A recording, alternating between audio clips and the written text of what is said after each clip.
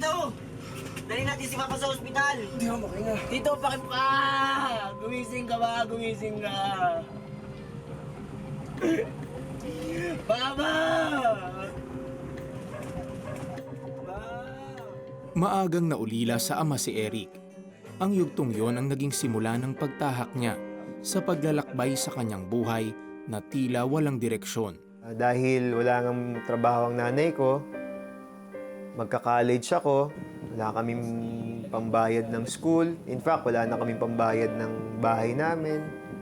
So parang gumuho yung buhay namin kasi nawala yung tatay namin na siya lang ang nag-iisang tao na bumubuhay sa amin. Tulong-tulong na lang yung mga kamag-anak para mabuhay kami. Mula nang pumanaw ang ama, naging matabang ang relasyon niya sa kanyang nanay na malubhang nalulong sa sugal. Until one time, nagulat ako. Paggising ko ng umaga, may isang di ako kilalang tao na lumalabas sa isang kwarto namin kung saan natulog yung nanay ko. So, gulat talaga ako. Sino siya? Nalaman ko, parang partner ng nanay ko, na babae din.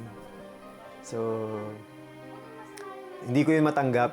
Hindi ko matanggap at parang nahihiya ako na nanay ko, parang yung nanay ko ganito yung kinahinat na. Hindi ko alam ang gagawin ko.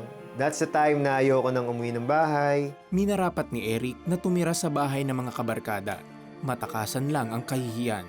Nakakuha ko ng comfort sa mga tropa ko. That's the time na I learned how to drink. Naging ganun yung routine ng buhay ko. Bagamat pinapaaral siya ng kanyang lola, huminto siya sa kursong physical therapy. Naghanap ako ng pamilya na mauuwian ko lagi. Wala akong mauuwian.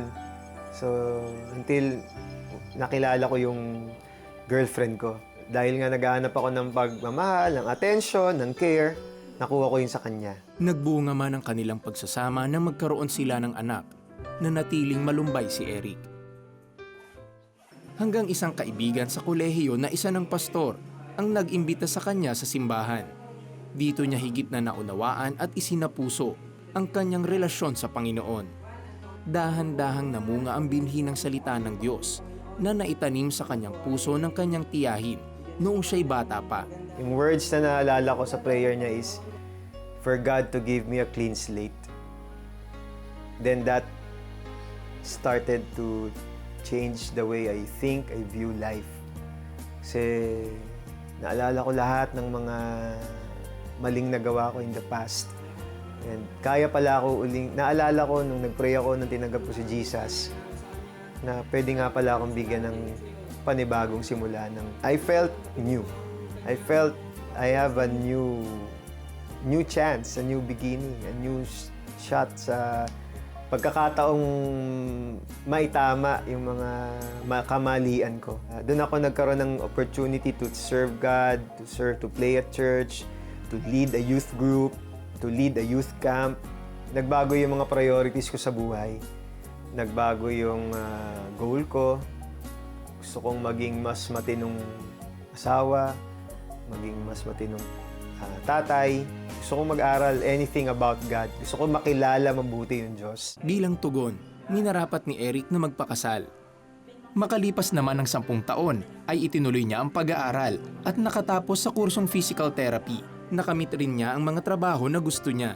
Subalit tila may kailangan pang ayusin sa puso ni Eric. At ito ay ang relasyon niya sa kanyang nanay. At my heart, I'm settled na I forgive her.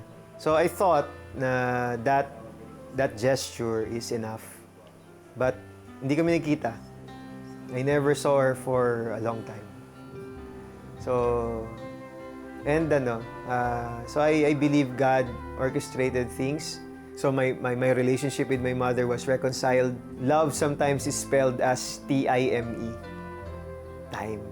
You cannot say you love a person if you don't spend time with that person. Ang pagmamahal ni Eric sa kanyang asawa at mga anak ay patunay ng kanyang tunay na pagbabagong buhay. May magandang sinimulan yung Diyos sa buhay ko.